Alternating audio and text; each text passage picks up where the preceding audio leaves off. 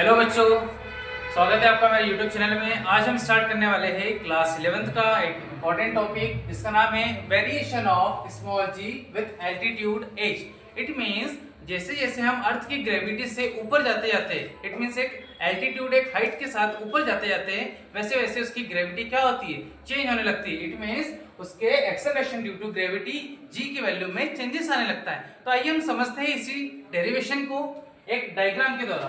So first we have an earth of spherical surface. It means we consider the earth to be a sphere.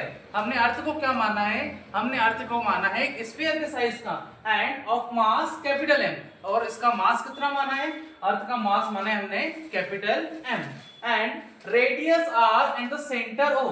And earth का centre O माना है and earth के centre O से लेकर एक A point तक, A point it means circumference of the circle और sphere. It means circumference of the earth पे एक पॉइंट है ए, तो ओ से लेकर ए तक की हमने जो डिस्टेंस मानी है वो कितनी मानी है?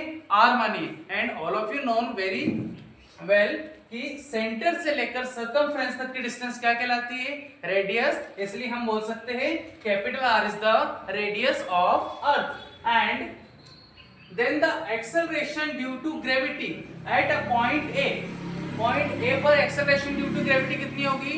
point A पर acceleration due to gravity होगी small g, because acceleration due to gravity अर्थ के सरफेस पर काम करती है। बट हम जैसे जैसे acceleration due to gravity को पार करते जाएंगे, इट मींस एक हाइट पे जाते जाएंगे, वैसे वैसे g की वैल्यू में क्या होगा? चेंजेस आने लगेगा। then on the surface of the earth, so we know that, क्या जानते हैं हम बेटा? We know that we have the formula na, we have the formula acceleration due to gravity। acceleration due to gravity it means g is equals to gm upon r square। it is the formula, small g is equals to gm upon r square। here small g it means acceleration due to gravity on earth, capital G is the gravitational constant, capital M is the mass of earth and r is the radius of earth। ठीक है, clear है? So this is the equation number first. And अब हमने बात करी है किसकी? With altitude. With altitude it means जब हम अर्थ की ग्रेविटी से बाहर की तरफ जा रहे हैं, एक पर्टिकुलर कोई हाइट सपोज कर रहे हैं, देन हम पॉइंट ए से कहां मूव कर रहे हैं? हम पॉइंट ए से मूव कर रहे हैं पॉइंट बी तक। ए से हमें बी तक जाना है। It means radius of R की कितनी हो जाएगी? आर के साथ एच उसमें क्या हो जाएगा? ऐड हो जाएगा। इट मींस आने वाली हाइट उसमें ऐड हो जाएगी। इट मींस अब अर्थ की रेडियस हो जाएगी आर प्लस एच। देन वो किस पॉइंट पे होगी? बी पॉइंट पे। Then we write if GH means acceleration due to gravity with height, it means with altitude. So if GH is the acceleration due to gravity at a point B at a height h from the earth surface। अगर हम earth surface के किसी point B पर acceleration due to gravity को हमने कितना माना है? हमने माना है उसको GH। देन हम फॉर्मूला क्या लिखेंगे? G and M, because gravitational constant तो सेम ही रहने वाला है, मास ऑफ द अर्थ भी सेम रहने वाला है। चेंजेस किसमें आया है? चेंजेस आया उसकी रेडियस में। इट मींस अब जो रेडियस r थी, रेडियस r से बदल के कितनी हो जाएगी? r प्लस h का whole square. This is the equation number second. क्या इतना समझ में आ रहा है आपको? ठीक, नेक्स्ट। नाउ इक्वेशन नंबर 2 में हम क्या करेंगे? इक्वेशन नंबर 1 का डिवाइड करेंगे। देन चलिए करते हैं इसको स्टार्ट।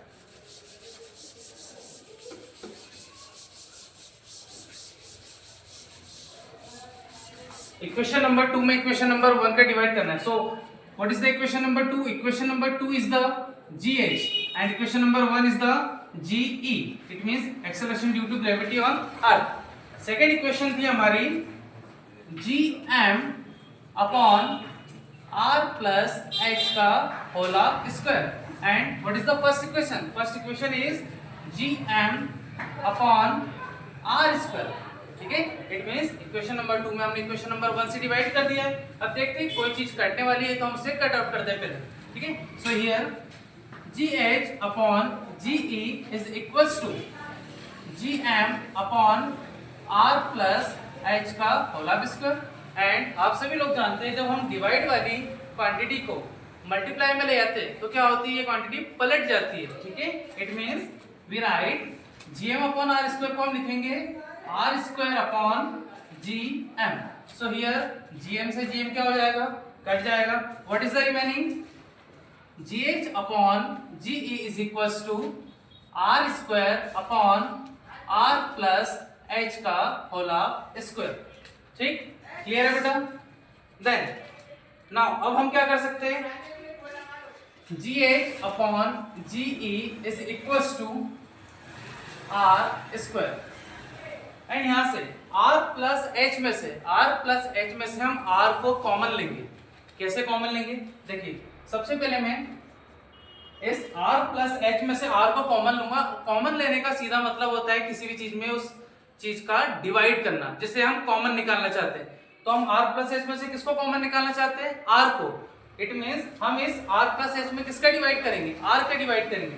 देन r कॉमन निकाला है तो r upon r, then plus h upon r, and ये बाहर square as it is. Square को कुछ नहीं करना है, स्क्वायर एज इट इज रहेगा। अंदर वाले r प्लस h में से हमें क्या करना है, r कॉमन निकालना है। तो ये r से r कैंसिल हो गया, क्या बचेगा बेटा, gh upon ge is equals to R square upon में this r here 1 plus h upon r and full of square. Clear,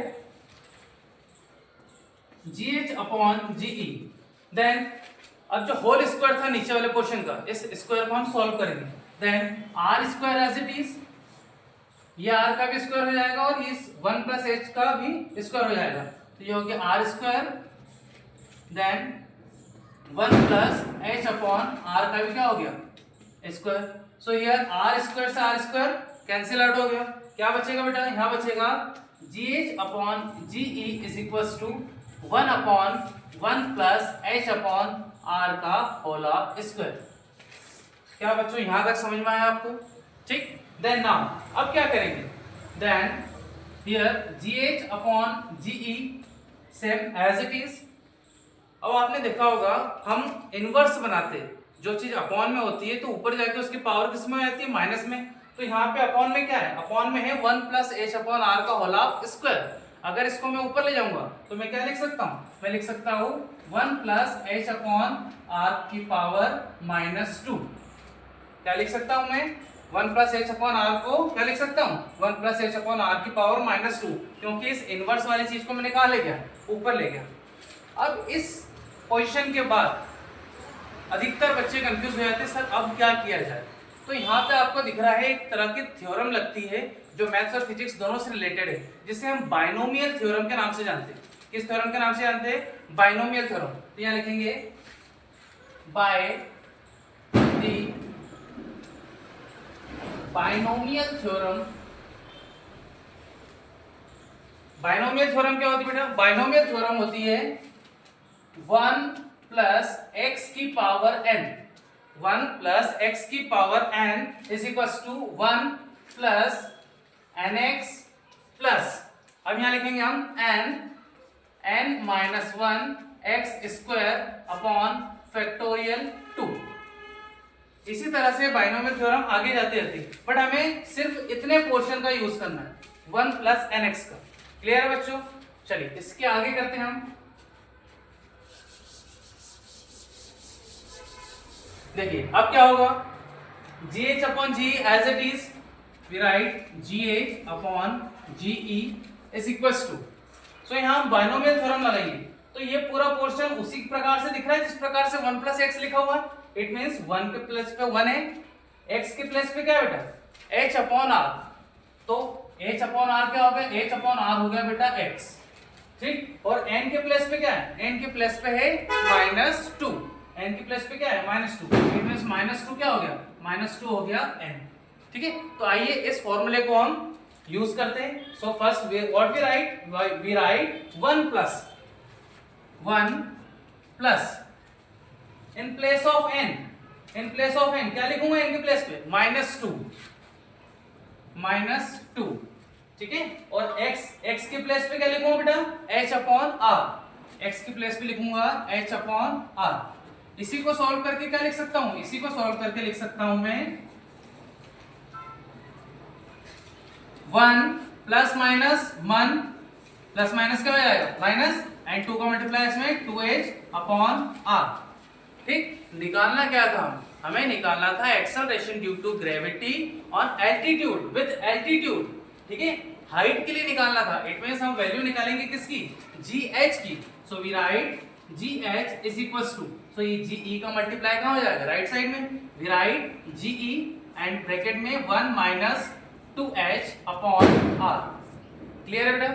तो ये आ जाएगा हमारा फाइनल फॉर्मूला, किसके लिए आएगा, ये फाइनल फॉर्मूला आ गया हमारा acceleration due to gravity with altitude h। आशा करता हूं आप लोगों को ये डेरिवेशन समझ में आया होगा। Thank you.